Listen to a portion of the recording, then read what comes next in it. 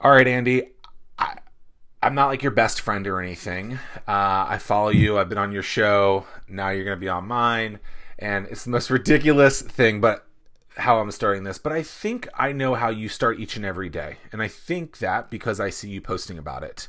Now that we've gotten all the weird kinks out of that start, I mean, is it meditation? Is that what you start with each and every day? Oh my God, that's the best intro to a podcast I've ever heard. I'm not your best friend, but I think I know how you start your day. You should start every interview like I that. should. That's cool. Yeah, I am. I'm a big fan of the Miracle Morning, which is based on a book by Hal Elrod, and that's actually, I'm big into personal development and entrepreneurship and stuff. And my whole journey started when I heard Hal Elrod on a podcast in January 2016, and immediately bought his book, The Miracle Morning, and started practicing his Miracle Morning. I've been doing that ever since. And of course, that does start off, for anybody who knows, with meditation. So the first thing I do every morning when I get up, besides using the bathroom and setting the coffee to brew, is I'll meditate for 10 minutes. And then I get into the rest of the morning routine, which is I'll take a walk, do a little bit of thinking, visualization. I do some affirmations, and then I do some reading. I'll do some planning in my journal, and then eventually make it to the gym. And lately, I've added another component to the routine, which has made it a little tougher to get everything in. But I'm writing a book right now too, so I try to build in some writing time as well. Well, how do you get the rest of the day done with all that stuff? That's what people would tell you, right? Yeah, it's a great way to start the day. But if you want time to do it, and especially if you have kids like me, you got to get up early. You got to make the time. So I started off doing that, getting up at like 5:30, which is much earlier than most people. And then I found that I so productive in that morning time, I wanted more, and so I kept bumping that up. So now I'm usually getting up around 4:30, and my kids get up around 7. So it gives me a good amount of time to get some of that stuff done before I have breakfast with the kids and then take them to school, and then I start like the regular workday around 9. Yeah, I was jokingly asking that question because I think a lot of people will say, "Oh, I don't have time for that." I'm like, "Well, I mean, how much do you sleep? Where are your days, right?" So, on Monday of this week, I started my official Ironman training. So I'm doing my second Ironman, the 70.3 version, Nice.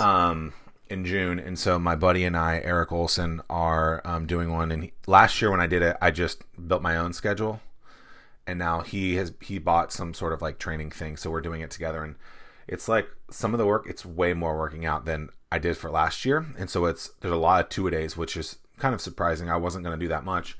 And it's like, look, you got to be at the gym at 5 o'clock. And so I remember I went on Tuesday and a couple of days ago, and there was a line out the door trying to get in. And I was like, oh man, early risers. I love this. This is Yeah. great.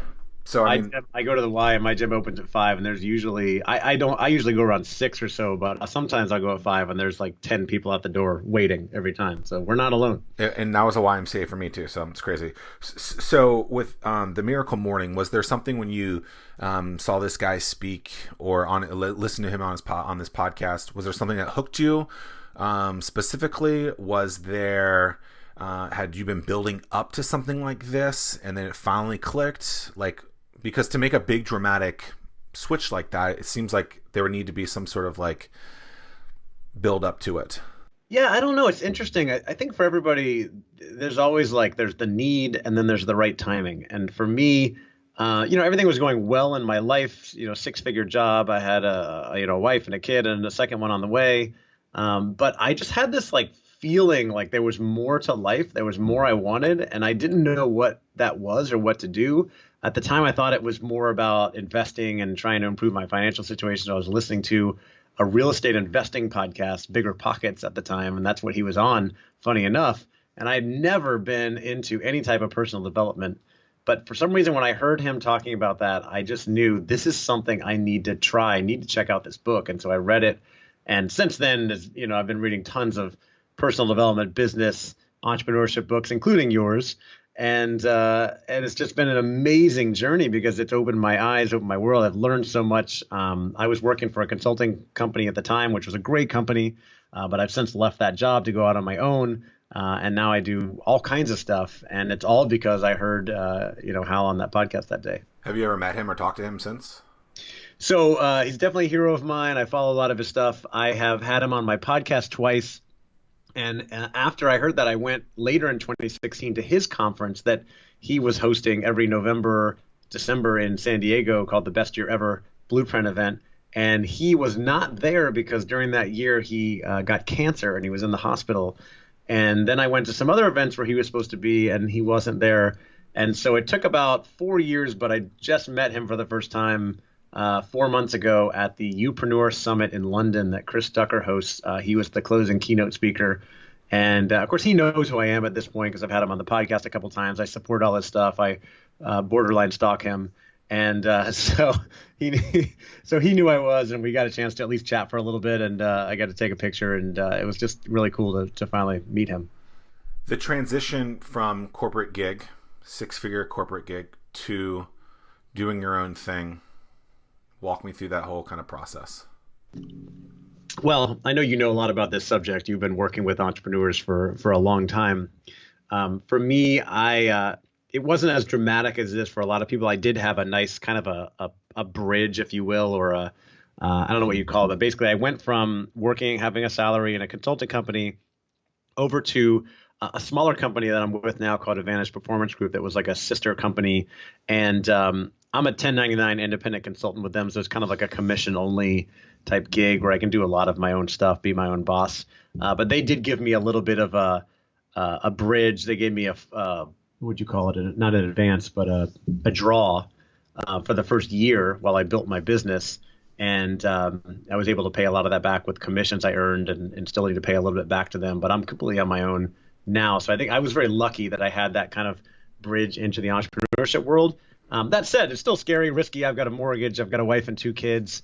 But it's something that I just felt so drawn to, so compelled to do because I got into entrepreneurship very early in my career, in my 20s, right out of college. I think after I read the book Rich Dad, Poor Dad by Robert Kiyosaki, and I don't know how I discovered it, but it opened my eyes to entrepreneurship.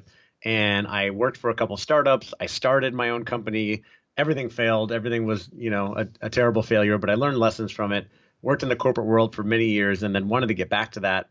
And so I just felt really drawn, compelled to try to do something on my own where I felt like everything that comes to me is because of the work that I'm doing.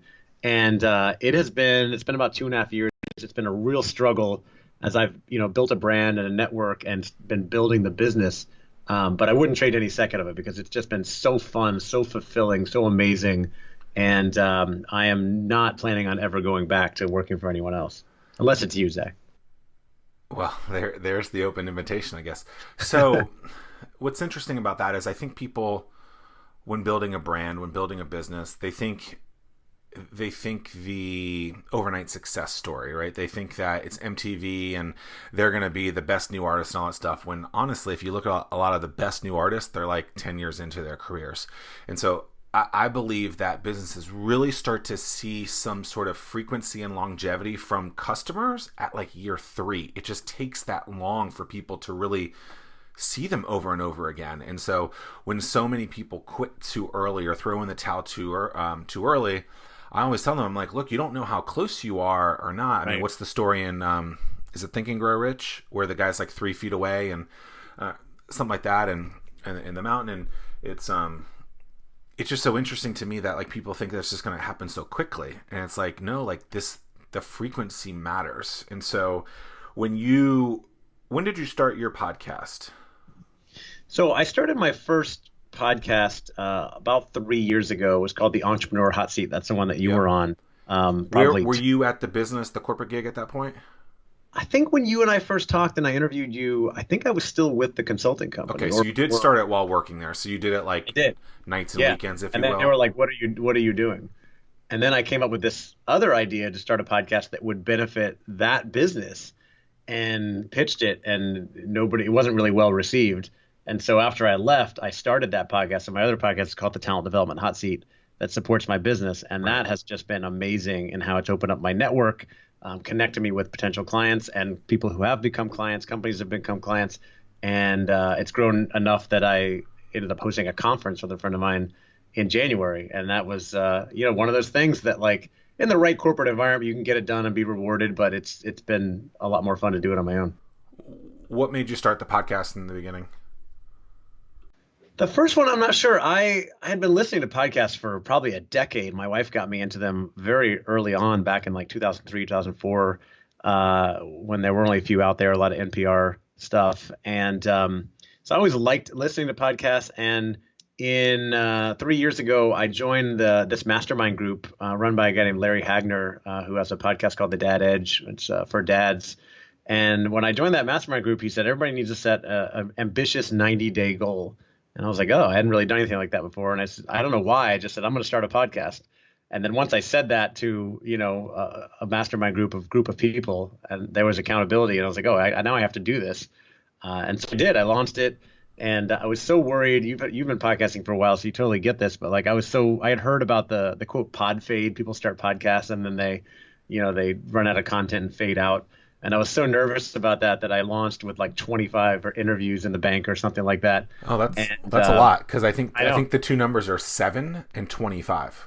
Yeah, something like that, exactly. So, and then I just kept going and stayed ahead of it. I did it on my own for a while, and then eventually hired an editor and got a sponsor. And then that show, about a year ago, I transitioned. I changed the name of it to call it the Andy Storch Show. So it's just more about personal development and whatever I want to talk about.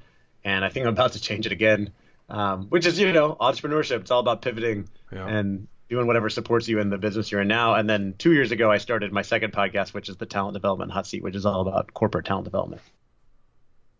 Interesting. So you got started. I think a lot of people freak out about like, equipment and things like that, and what topics to have. And it's like, look, if you can't come up with a couple I think I've even been saying this recently. If you can't come up with your first 10 topics, your first 10 guests, you probably shouldn't start a podcast. You should probably try to get on 10 podcasts, and then maybe you'll figure out what you want to talk about. Or maybe you'll bomb so badly on those things that you'll recognize, I need to take this more seriously and figure out, okay, what are the things that I really want to talk about over and over again? Because I think a lot of people create new content over and over again, and they screw themselves because they don't know what to say when the audience is actually the variable in many of these cases, and the content could actually be the same. So like if you went to a concert last night and they were in Orlando, and then tonight they're in Miami, they're playing the exact same music in both sides, right? So I mean, it's you don't have to change things like that. I think you got to think about your goal too. Like, what are you trying to do with the podcast? You could do, when I started the second one, my primary goal was just networking and education in that space. I didn't need it to be I wanted to make it good, but I didn't care how many people listened. And I've met so many amazing people from both of those shows, and you included. We wouldn't be here right now if it wasn't for that first podcast, right? I wouldn't know you and so many other amazing people, and it's all from using the podcast to build that network. Why do you think then that we use such KPIs, such key performance indicators, such as downloads, listens, subscribers, whatever, all across the board, not just podcasts in general? If relationships are so important, then why are we not talking more about that? So like, if you recall, like last year I applied to Podcast Movement, which basically I said, hey, we need to stop worrying about downloads as our number, and it needs to be more about relationships. Maybe they just didn't like my pitch, but I think that's way more important. Yeah. But people are saying a different thing. So is this kind of relationship from a podcast standpoint going to be the new KPI, or do you think it's still going to continue to be that big vanity metric? The thing about, I think it's the biggest benefit of all. I always talk about that, but it's not measurable like downloads or revenue or something like that. So it's a hard KPI to say. What does my network look like compared to where it was 3 years ago? I think it's a 500 times better, but there's no way to quantify that. Even if you said, how many people do you know, or like how many LinkedIn connections do I have? But that's kind of a BS measure, right? Because quality is a lot more important. But the type of people I know, it's hard to quantify. But I do think, they say, I think it was Jim Rohn or whoever said your network is your net worth. Your network can't pay your mortgage, but I do find that the more really cool, successful people I associate with, like you, the better my life becomes, the more business opportunities I have, all that sort of thing. And so my talent development podcast is very small. It's not a very big podcast by the numbers, but because it's a niche, because I've put so much effort into building the network and getting great guests on there, I still have a loyal following on it, and I was able to build a conference around it, which, people with much bigger podcasts are not doing because maybe they're not building the right network, connecting with the right people, getting the right allies, that sort of thing. How do you decide what content to talk about from a podcasting perspective, or maybe even posting on social? And then where is like that line where I'm meeting with a client and I'm telling them something and they're paying me for this thing, but I also want to tell the world? Like, how do you figure out that in the whole content standpoint? That's an interesting question. You and I both create a lot of content, meet with a lot of clients, do that sort of stuff. I'd be interested to hear your perspective on it too. Primarily when I started that second podcast, the Talent Development Podcast, I was using it to meet prospective clients. So I was reaching out to prospective clients on LinkedIn and saying, hey, would you do a podcast interview? And then we get on Zoom or video conference and we get to know each other. And now a lot of them are friends or have become clients and that sort of thing. That was the primary focus. So that was the main driver. But then, if I see other authors, thought leaders who have interesting topics that I think would be relevant to my audience or interesting to me, sometimes I get selfish, then I will, I'll interview them, have them on. And then I'm always looking at, okay, what topics are interesting to me? What do I hear clients talking about? If I hear two or three clients talking or prospects talking about the same thing, this is probably a hot topic in the industry. So maybe we should do an episode on that. And then I'll do social posts. I'm not as strategic. I post on social media a lot, every day. But I'm not as strategic. I'm not really a planner. So even though I have the planners, I have the tools, I don't really strategically plan ahead like a lot of people do. It's more of in the moment. But I'll say, during that miracle morning time, I have a journal and I'll often write down content ideas every morning and say, oh, I just had this conversation with someone yesterday. This could be a great post. Not necessarily naming names or, taking information that's sensitive or anything like that. But, just as an example, yesterday I had a paid speaking engagement. I gave a talk about leadership and talent development to this group of executives down in Miami. And I posted about it on LinkedIn this morning. And I said, my talk is about modern leadership, not naming who was there, but here are some of the things we covered. What do you think about modern leadership? And I'm getting people commenting about how they think, what's important in leadership today and getting some engagement on it. I'm just always looking for opportunities like that. Yeah, I think it's a line. There's a line. I don't know how fine or thick it is. It's, if people are paying you for one-on-ones, you probably don't want to take that exact same thing and post it free online. But at the same time, like, I think that there is ways that you can market some of that stuff for that business as well as the person that you're coaching. And I think that, maybe you were inspired by having that meeting with them, which then led that to that other piece. So, yeah, well, and in this day and age, and this as a coach, people don't pay for information. They pay for access and implementation, right? Sure. So you can share, information is readily available. And then if people hear information, a lot of times I hear stuff and I'm like, okay, that's good, but I don't know if I can do that myself. I need to hire them. And actually, just before we got, like a couple hours ago, I was listening to a podcast. A friend of mine runs, he's a big coach in kind of like personal branding space. Mike Kim, I was listening to his podcast, an older one, and he was walking through a launch plan. And I was listening to it. I was like, this is brilliant. He's giving away amazing information. I could take this and build my own launch. And yet it's so overwhelming. I might consider hiring him to do like a 1 or 2 hour session to walk me through it personally for me, because then he can personalize it, and that's where the real value comes. Right, and I think that's true, right? The personalization of that, like, what do I actually plug and play in here, right? Let me, about my business specifically, Mr. or Mrs. Client, I'm going to plug this very thing into this piece of whatever that plan is, and I think that's fair, and I think that's accurate on that. Okay, so you started a podcast. It did well. It led you to a lot of relationships, which led you to having a conference. The conference was around what? So it's called the Talent Development Think Tank, and it's all about corporate talent development. So how do you, learning and development, sometimes people call it, or leadership development is one of those components. But for people in, I know your listeners are, I think, mostly entrepreneurs and may not have spent a lot of time in corporate, but a lot of big companies have, usually within HR, people who are responsible for making people in the organization better, giving them development opportunities, leadership development, sales training, all kinds of stuff like that. And those are my prospective clients. Those are my listeners to my podcast. And so I created a conference with a friend of mine named Bennett Phillips. We said, hey, let's try to throw our own conference. We saw, I go to a lot of conferences. And that's, by the way, another reason why, going back to, I said, 2.5 years in, you said year three, things take off. So I hope that's true. But 2.5 years in, I've been doing a lot of building. I invest a lot back in my business. I go to a lot of conferences, both to learn, to network, to meet prospective clients. I spend a ton of money on that stuff. And I noticed in like the HR space, a lot of the conferences were just really boring. Like, just a speaker on stage who wasn't even very good. Not a lot of time for networking or learning from other people. And I just said, I think we can do better. And I started talking to my friend Bennett, and he said, why don't we throw our own conference? So we did. I got some advice and help from a few different people. We found a venue out in Sonoma, California. We started inviting everybody. And for anybody who's hosted your own event, live event, it's so fulfilling and rewarding when you pull it off. But man, is it so hard to put together. And I think we announced it in April. We plan to have it in November of 2019.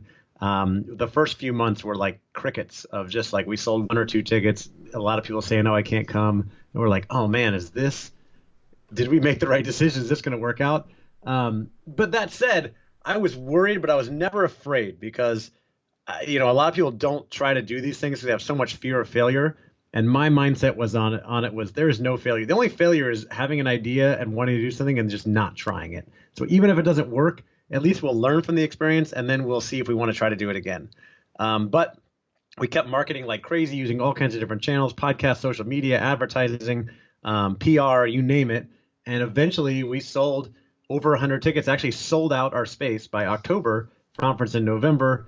It was planned for Sonoma, California, November 6th and 7th. And then about a week before the conference, some of your listeners may remember in the news, there was a huge wildfire in Sonoma County, California, called the Kincaid Wildfire. It actually came into town, Santa Rosa, and our hotel was evacuated about a week before the event. And so we had to make the tough decision to postpone our conference, send an email to 150 people and say, sorry, I know you're planning on coming to Sonoma next week, but we can't, with good conscience, ask you to fly into a danger zone. And so we're going to postpone this conference, and ended up doing it in January instead. So I've canceled a conference, not postponed it. That's one of the things I talked about on your show That's right. moons ago. So making a decision is always difficult, but then it's almost like that's the easy part, right? So then when you announced, was there backlash? Like, was it, a world event? So it was okay. Like, what was that kind of process like? Yeah, our participants, people who bought tickets, very understanding. It wasn't our fault, right? It was a natural disaster. Nothing we could do about it. But a lot of them didn't live there, right? Right. They were So mostly in the U.S. and Canada. We had a couple other people from outside North America that were planning on coming. But everybody had seen the news, or if they hadn't seen it, I'm sure they quickly Googled it and saw what was going on to see if these guys are being honest. And so everybody was very understanding, empathetic. People are like, I'm so sorry you're dealing with this.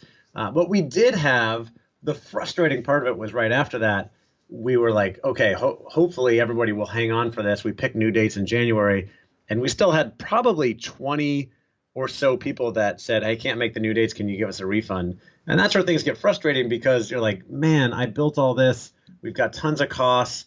And now we're going to have to start giving money back. Like, should we? And like, for a second, I started almost taking it personally. And then I had to kind of take a step back and say, we still got a lot of people still coming. We have an opportunity now to sell more tickets. So this creates a new opportunity. We were actually able to open up more space, get a new ballroom with the new dates in January. By some miracle, I call it, we were able to keep all of our speakers. So we had 4 keynote speakers, 3 of which were like big names traveling the world, speaking all the time, and then 20 breakout sessions. And to get all of them to come for the new dates in January 2 months later, I thought was nothing short of a miracle. And then we lost about 20 or so people. We probably sold almost that many tickets in the meantime, and so we made that up. And there are a couple people that came in January that weren't going to come in November, who are, I'm in talks with them right now. Both of them are probably going to become very big clients this year, and it wouldn't happen if the fires hadn't postponed our event so that they could come in January. So sometimes, I don't know if things happen for a reason, but they sometimes they always work out. It was a stressful time, but we dealt with it and we pulled off the conference. It was amazing. We got great feedback. People said it was one of the best conferences they've ever been to, and now we're planning the next one for January 2021. And we've got a lot, for I think a lot of your listeners are entrepreneurs, right? So it's all about how you grow your business. We didn't make much money from the conference, but we have so many prospective clients, have so many opportunities in the pipeline, people who want to work with us. Because we put that together, we brought them together, we connected them, we showcased some of our solutions, and so things are, hopefully about to take off. It's an exciting time. I have a client who had to cancel one of their big events because of a snowstorm recently, and which is, I think they had to do it like the day before, maybe even 2 days before, so even closer to go time for you. They, I think they had to pay for certain things at the venue and stuff like that. You guys probably had to as well. Maybe it was far enough out that you didn't get those charges, but Yeah. I remember I contacted him and said, now this is a great opportunity where you can market again for another month. And so it's like, because it's weird how, like, if you were selling your product, if you were selling your service like that, people would be like, I hate you. But for Yeah. some reason, selling a book, selling an event like that, people don't hate you as much for being that salesperson. And so I don't know why, but Yeah. it's almost like they're like, oh, this is a community event. This is cool. And then so I was like, well, it gives you another month. And so it sounds like that actually was a good opportunity for you too, for 2 or 3 more months, that you're able to do that. Um, Anything else with that event that you want to talk about? No, the only other thing I'll say, well, two other things I'll say. One is on the, tried the bad things happen, the snowstorms, the fires. A couple questions I really like to ask in those situations are, one, what's great about this, or what does this make possible? And the other one is, what can I learn from this? And I think, what does this make possible for us? It made it possible for us to open up more space, sell more tickets, get people in that couldn't come in November. And the other thing is, if you are an entrepreneur, you've built some kind of following, you do a lot of stuff online, you're thinking, why do a live event? It's so easy to sit here and do everything online. It's just magical when you can bring people together and build that community. And I think people are hungry for it. Even though it's so easy to connect digitally with people, you and I are on video. We've done this before, and we've gotten to know each other pretty well through social media. But it's even more powerful when you can get together in person. I think people are hungry for that, and so I think live events are as popular, if not more, than ever. Well, not to mention we consume things that are visual, right?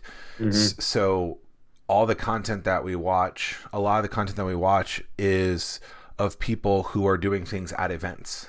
Yeah. So, I mean, they could sit there and talk to a screen all day, but I don't think it's as powerful. I feel like there's that emotional side of it that's necessary in that world. How many conferences? So you're going to end up doing one a year now. It sounds like for this one. Yeah. And then how many conferences do you actually attend as an attendee a year, roughly? I don't know. I probably go to somewhere between 5 and 10. I go to quite a few.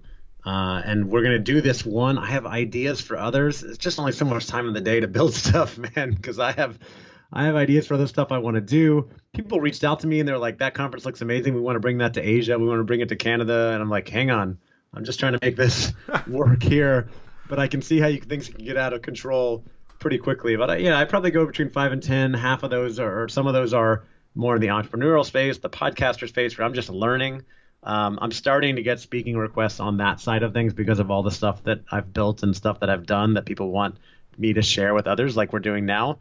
But then I also go to some conferences in my niche, like the HR talent development space, where I'm paying to go so that I can network and meet prospective clients. Because a lot of them, they get, so many cold emails. It's hard to connect with people, but they go and then you meet them in person and they actually remember who you are. Yeah, it's a form of deal flow for you, if you will, Right. by being able It's to. expensive though. It's a big investment, and that's one of the reasons why I said like, oh, I'm not in the place where I want financially because I keep investing in this stuff, but I'm playing the long game, and I think it's all going to pay off.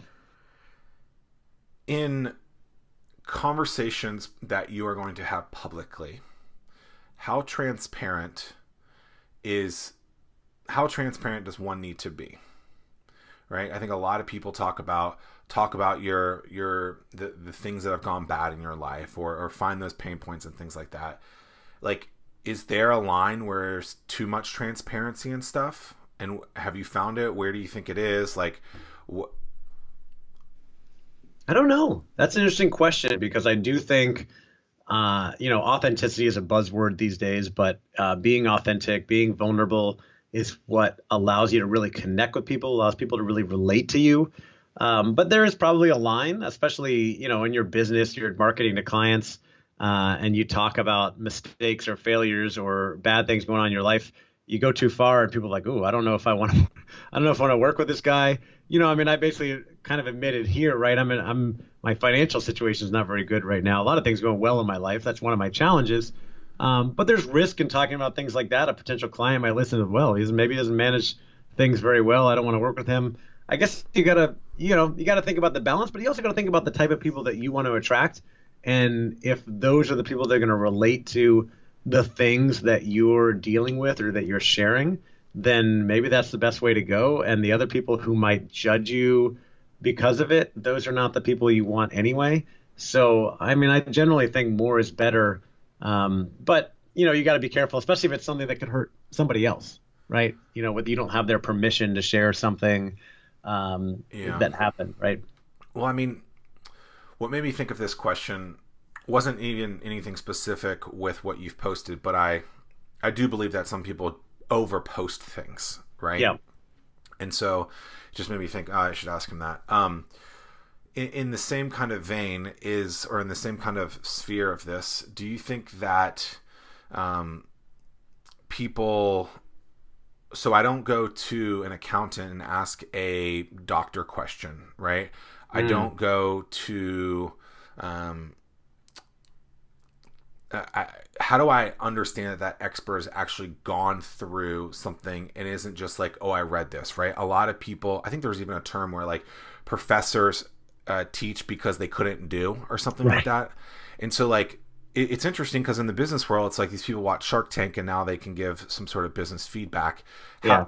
How does one gather that kind of concept to know that like, hey, like this person who's done this, like you as a coach, how do people grasp the concept like Andy's been there and Yeah. and he can help me. Yeah, he's gone through some of these other things, but then I'm not hiring him for those things. I'm hiring because he understands, HR and talent. Like, Yeah. how do I grasp that you actually are an expert or knowledgeable in that field? Yeah, that's another one it's an interesting area. I'm sure there's different opinions. I've heard the question, how do you become an expert? You either do something for 30 years or you read a lot of books, interview other people, right? And so I'm now seen by many people as an authority in the HR talent development space, but I've never worked in that space, and I just started there about 2.5 years ago. But I've interviewed over 150 experts, leaders, practitioners, people doing it, and I've absorbed a lot of their knowledge. And then by association, another benefit of starting a podcast, because I'm associated with them, people see me that way. Now, I don't see myself that way. I get nervous about it. If people want to say hire me as a consultant to help them set up their stuff internally, because I do have a lot of thoughts on it. But then I'm like, hey, just so you know, I haven't been in your shoes. I haven't had your job, right? Do you say that to them? I've said that a couple of times, Yeah. but I'm also coming at it a lot of times with the programs that I bring in. I see myself more as the connector than the expert. So I'll say my goal is to be the most connected man in talent development. I have a solution, an answer, a connection for any problem that you have, and then I will connect and bring the right people in, and then I end up getting paid in a lot of those things. So it works out pretty well. So, some people might see me as an expert. I'm not going to see myself that way. I see myself more as a connector. But there's other things where you build up that knowledge. For instance, because I've been doing this stuff that we're talking about, like using the podcast to build the network, to build my personal brand, build a conference, all these things, and finding clients, I've built up some pretty good expertise. I also study and listen and watch other people that do that stuff, go to personal branding conferences, etc. I've built up a lot of expertise there to the point where just this morning I had coffee meeting with a new friend that I've met locally here in Orlando, and she's in a completely different niche and was, telling me about what she's working on and asking for help. And I was like, oh, you need to do this, this, and this to build your brand, go all in on this niche. And it was just coming out of me. It's like, I know exactly what she needs to do. And it's because I've been learning from other people. I've been trying this stuff. And I do feel, I don't know about an expert because there's always people that know me, but I do feel like I've got some really good experience that I could certainly coach people through how to build a personal brand business, how to use content marketing to build your business, stuff we're talking about today. And so I told her, here's some advice. If you want to go further, you can hire me. We'll go spend a half day with a whiteboard. We can map this whole thing out for your business. And it was very clear to me. It kind of surprised even me. I was like, wow, I know exactly how to help people do this. So that could be a little side business, side project. That's how Interesting. we build expertise. Well, it's also like what rolls off the tongue, right? Like if it's hard to figure out what you're going to say, maybe you don't know, maybe you shouldn't be saying it. And I think oftentimes if people ask me questions all the time, even clients, and I'll just be like, I'm not versed in that. I'm not answering it. Like, or I'm like, hey, I've done that, or like it's like a legal question or something. Like this is what I did, but you should call your lawyer because Right. I don't know that answer, and I have no problem saying that. And I think a lot of people want to answer everything because they feel like they have to, and it's like Yeah. I have no idea. Like I think people trust you more when you're honest. You're like, I don't know, but I will find out for you, right? Or yeah, I'll yeah, and connect then you with a do say that, person. right? Like I'll connect you with someone that I think could answer that for Yeah, you. exactly. I do think that's very powerful. Um, Writing a book. So you're writing a book now. What's Yep. the genesis of that? So the book is called Own Your Career, Own Your Life. It's all about taking ownership of your career. I want to help people in the corporate world stop drifting, set goals, become more successful, more fulfilled, and really take ownership of their career and their life. And it's something like I've wanted. I knew as I got through this that I maybe want to write a book one day. I didn't know what it was going to be about, what it was for. I didn't think I had any special expertise more than anybody else. Again, I'm the connector, the guy who's just asking questions, getting to know all the experts. But it all came together in November 2019. I was at the Upreneur conference in London, and last year I gave a couple different talks. One, a company hired me to come to their career development day and give a talk about how to take ownership of your career, and I built an outline for that came from a podcast episode I did. Another one, an HR conference in Nashville, asked me to come give a talk about preparing for your next career change, and I had an outline that was from that. And still no book on my mind, just like here are a couple of good talks I gave. And then in November, I was at this conference, Upreneur Summit, put on by Chris Ducker in London. It's all about building a personal brand. And there was a guy there named Jeff Goins, who's written a few books, and he coaches writers and stuff. And he gave a talk about how to write a best-selling book. And again, just sitting there taking notes, thinking like, okay, this is good. One day I'll write a book. I still don't know what it is. And then lunch that day, I sat down with another friend of mine named Philip Van Dusen, who has a big YouTube channel all about digital marketing and creative agencies, I think. And he asked to interview me. And so we sat down and did a video interview for his YouTube channel. And right after that, we were talking, and he said something. Again, I don't know what it was, but sometimes they just have these lightning bolt moments. And I was like, oh my God, dude, you just brought everything together in my mind from the talks I gave, from my expertise in different areas, all came together in an idea for a book with a title. I don't know what it was, divine intervention, what it was, but I was like, I think this is what I want to do. I started talking to people about it for about a month. I consulted. I have a couple of coaches and mastermind groups I'm in and consulted with them. Everybody was supportive. And so on January 1st, I started writing the book. We're recording this in, mid-March. I'm a little more than halfway through it. I've written 35,000 words towards a goal of 50 or 60. I was curious how long your book is. But yeah, I'm on my way and I'm excited about it. I believe Anomaly is 54,000 ish words. Okay. I believe I gave my editor 60,000, and he just chopped it up. I remember the first. This is a true story. Like the first edit I ever got back from him, after it had been edited by other people too, by the way, it was Yeah. like 25,000 edits. It was a lot of it is just like That's how you make it good, right? they just speak in English in a different way. Yeah. And a lot of it's really simple stuff that like you and I would never catch. Yeah. Um, I But that makes it better. And your book was great. I read your book. You sent me a signed copy, which I appreciate. Thank you. I appreciate that you enjoyed it. So you're writing every day. You have 35,000 words. So you're doing, is it 500 words a day? Is that what I recall? My goal is 500 words a day, to get to that 50,000. So roughly 100 days. And I've been mostly in line with that. Some days 400, some days 800, some days 1,200. And it's averaged out so far to about 500 days, 500 words a day, 7 days a week. How'd you figure out what to start writing? Like actually writing down? Yeah, again, I had no idea. I've been running a podcast for 3 years. I talked to a lot of people. I had no idea if I could write or if I could write a book. I was like, do I need to hire a ghostwriter? well, let me just try.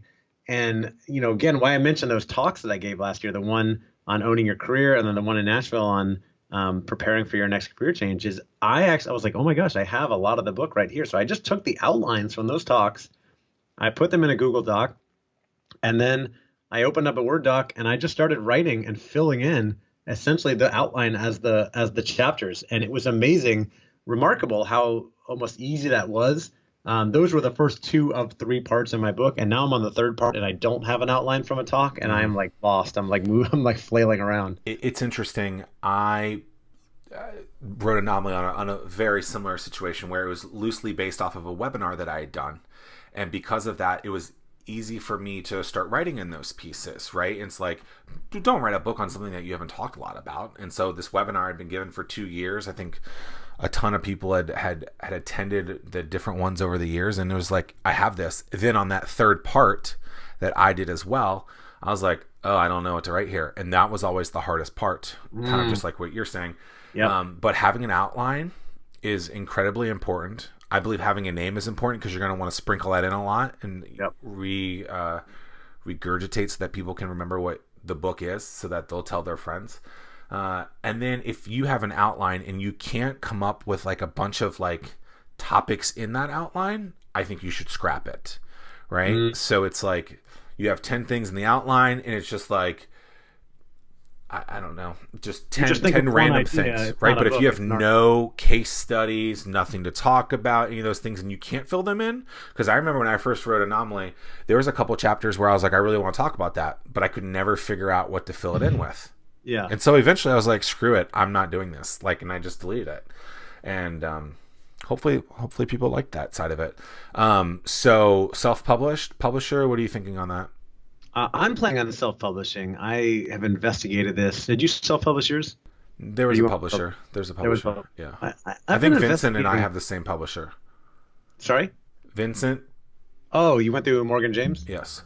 Oh, nice. I know a lot of people have worked with Morgan James. I know some people there, and I hear it's great. I may consider that, but for now I'm planning on self-publishing. I've just been investigating it. I have a coach who's written a bunch of books, and I just can't find a reason to go with a publisher at this point. The thing that I will tell you that I think is the most devastating thing, and this is something that you definitely want to put in, is figure out how to get people's contact information. Yeah. I mean, that's like the most devastating thing. Like, my stepmom said something where she was like, "Oh, I bought 7 books for my clients." I was like, I didn't know. Right? I got best friends that bought books, don't know about it. And so like you have no idea. And so there's ways that you can put like lead magnets and different call to actions throughout the book. But like, I think I have like maybe 10 in the book. I should have put in 100. Like more, like more blatant, more obvious, like. And then if there's ways that you can get that contact information other ways before they buy, like, it is incredibly important. And I'll tell you, one of the things that I loosely regret is I signed exclusive rights to Audible, which I highly recommend you not doing, because now with the Hooplas of the world and the Overdrives of the world, where people go and get their library card and listen to a bunch of books, I can't get my book on there. Interesting. And so I'm only making a couple of bucks a book anyway. So I say I don't care. I'm not giving away my books for free. But if someone wanted to go to the library and download the book, I would love for them to be able to do it. The physical book's there, the ebook's there, but not the audio book. And so when you're doing your audio, and ACH is what I think it's called, don't give my advice is don't give exclusive rights, because it's like a difference of like 10 or 15%. And I was like, oh, whatever, only people listen on Audible. I think that was bad advice to myself for thinking that, because now I want to get out of that and basically be like, yo, you guys can all listen to this free here, which I think I'm better speaking than reading, or to read.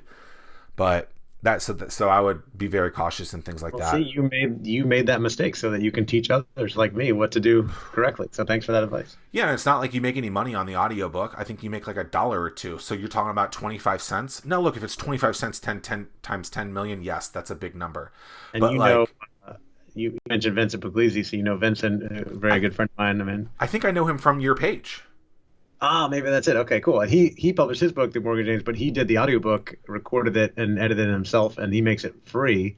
You just have to go to his website and put in your email address, and You it's know what's basically a funny is I lead. wonder if I can do that. I don't know. I should probably figure that out. I would love to do that. Um, I think that it's as long. Well, I mean, what's the guy's name? Russell Brunson, right? I mean, he his big thing is he sold hundred. He's a Morgan James guy. Yeah. He sold hundreds of thousands, maybe a million copies, and he Hmm. basically makes people pay for shipping, and that's it. Right. And they just send ships the book for But free. he has their contact information, which is the key I out of all of that, That's what you right? want, right? How many people have you been to a conference at, and you're like, oh, I wish I would have, I wish I would have had that person's business card. That's Oh, I basically mean, what you're doing at with these books, except yeah. you have this thing that you can hand them, Hmm. and even if they love it and talk about it, for whatever reason, they forget about you, and that Yep. sucks. I So know. make sure to Right. get their contact information. Right. When do you think it'll be done? I don't know. You sound like you're putting the pressure on me now. I don't know. We're recording this in March. I'm hoping to publish in the fall, September, October, something like that. I'm not sure, but if you are listening to this, later on in the year, go on Amazon and look for Own Your Career, Own Your Life. Maybe it's there. And it'll be on andystorch.com regardless throughout That's right. time. Yeah. Another thing that I think is maybe you can do this with a regular publisher, but like if you have edits that you realize that you want to change something, I think when you self-publish, you're able to change those things a Yeah. lot As much as you want. easier than Right. not. Yep. I believe so. So that's a good thing too. And I think what you would pay for a book is about the same, $4 to $6 per book is what you're going to end up paying, as long as you're not buying them at like hundreds of thousands of copies, which my guess is you're not. But Yeah. who You never knows? know. I have a friend who published his book, and he bought like 40,000 books. They like came on a pallet from China or something. But his goal is like he uses it to build his business. He's just giving them away as much as he can. Yeah, it's not a bad idea. When you meet someone for the first time, what's the first question that you ask them? Oh man, I ask a lot of different questions. Um, I ask. It's funny. I'm thinking about meeting people at conferences and stuff like that. One of the first questions I ask is like, "Why are you here?" Like, why are you in this place right now? What do you hope to achieve by this situation, from this situation? And then I may ask, what do you do for work or something else about their situation, and then get in some other questions about, what's exciting in their world or what's challenging for them right now, or maybe just more fun questions about places they want to live or something. Are you an introvert or an extrovert? I'm a pretty strong extrovert. I do like my quiet time in the morning, but I'm a pretty strong extrovert. Interesting. How do you formulate, if that's the right word, the business side of things, and then your family, specifically with the amount of travel and work that you're doing? Yeah, I mean, people talk about balance. I think more about integration. I think boundaries are important. So I work from home and I do travel quite a bit. At least a couple times a month. And when I'm gone, I'm gone. But when I'm home, I'm home, and I work from home. And so when I'm home, I take my kids to school every morning. We have dinner together every night. I'm very protective of that. I don't book meetings after 6 p.m. unless it's something very important that it just needs to be done, or I'm talking to somebody in India or something like that. But we have family dinner together almost every night. I don't work much on weekends, so we spend a lot of family time together, taking the kids to the playground and stuff like that. Still checking my phone. There's things going on, whatever. That's the modern times that we live in. But I think, people ask me about that and say, "Oh, you travel a lot. Does it take time away from family?" And like, certainly it does. But I think the balance is, I have friends who don't travel at all for work, but they have an hour commute each day to, each direction to and from work, and they're never there for breakfast or dinner. And have breakfast with my kids every morning and have dinner with my kids every night when I'm home, and I love that. Yeah, be present. I think that's what I'm hearing out of that. Who's someone that you really want to meet, dead or alive, that you have never met? Um, Interesting. I finally met Hal Elrod. We talked about that. Gary Vee is another, kind of mentor hero of mine. I did meet him briefly in September for the first time. Okay. But just like shake hands in a photo op, I'd love to be able to actually sit down with him for an hour or something like that. Okay, so this is a two-part question because I think most people don't know this second part. So, who is someone that you want to meet that you've never met, right? It's Hal or Gary. Then, if you get to meet them, what are you going to talk about? What are the questions that you're going to ask them? Well, it's funny. As I was answering that question, I was thinking, and I've thought about this many times, like, oh, I'd love to interview Gary Vee on my podcast, but then I think that's really just for my ego because what do I even want to ask him? He has so much content out there. I can't even think of a question to ask him. But if I had serious one-on-one time with him, it'd be an opportunity to just ask him about my own personal situation, what he thinks I should do, right? So other than that, But I that don't know. answer is probably out there somewhere too. It probably is. I mean, I get so much inspiration from listening to his talks, listening to his podcast.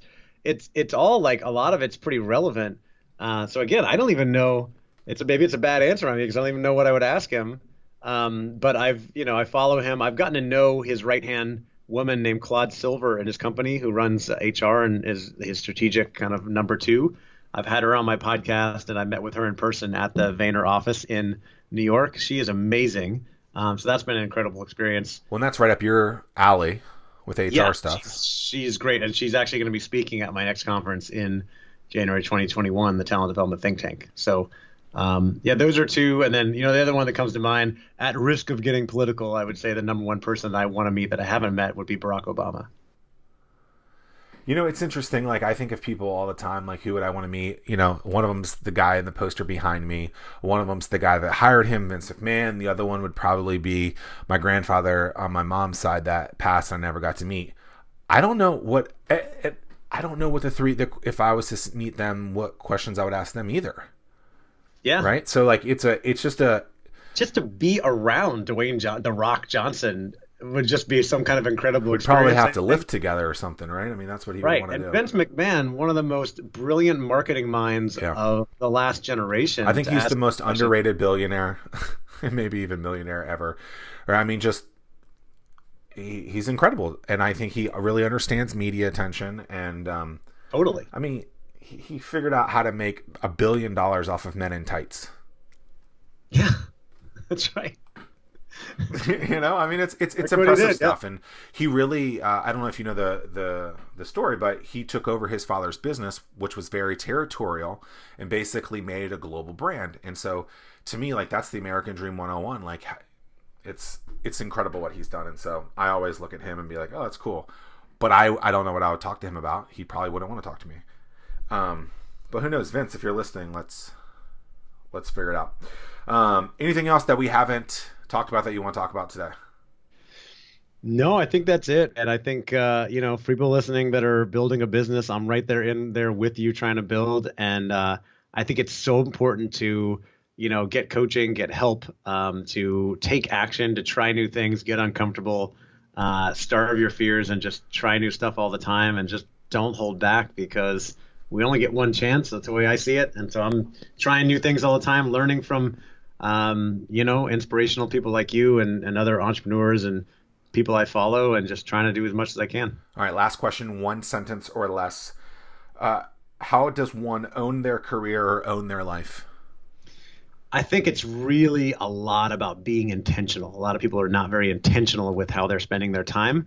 Being intentional about goals, the actions they're taking, and the help they're getting from people to help them achieve those goals. A little more than a sentence, but I appreciate it.